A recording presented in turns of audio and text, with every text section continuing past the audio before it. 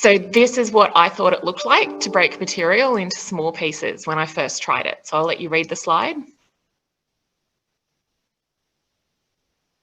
you can probably see what I'm trying to do here. I thought small pieces meant I'll teach o'clock, I'll teach half past, I'll teach quarter past.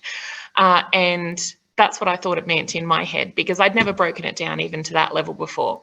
And what I really needed was I needed supportive feedback and discussion to help me understand that it really meant something else, which is what I ended up getting on the next slide. So this is what it actually looked like to break down teaching time into small pieces. So for me, element interactivity, which is something that cognitive load theory talks about, didn't actually make sense until I did it in a really supportive environment. So I've been really lucky to work with OCA recently. And when I received feedback on my teaching slides, I realized that I had not actually understood the concept of element interactivity. So the hour hand is an element, the minute hand is an element, the clock face is an element, etc. Each of those things students need to have broken down just to that level before you introduce the next one. And I think this comes back to what Chip and Dan Heath talk about in their book Made to Stick as the curse of knowledge. It's dangerously hard for educators to isolate the elements when we know it, when we've got that knowledge. We know everything on the clock, so it's easy for us. And when we know something, we forget what it's like when we didn't know it.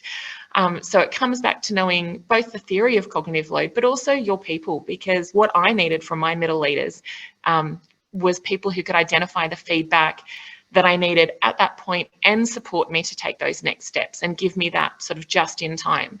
And lots of practice I needed as well.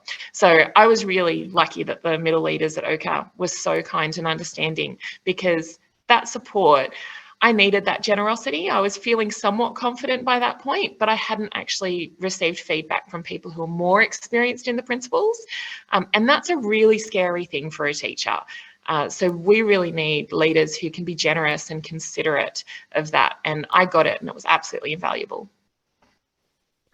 Awesome. Hey, I'm gonna cut over to some of these chat comments, because the last one I thought these are excellent.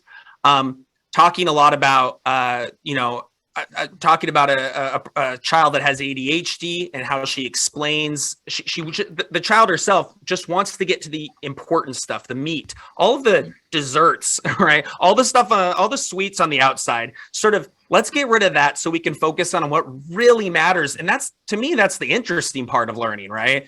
Also, I see some things about classroom displays, desks.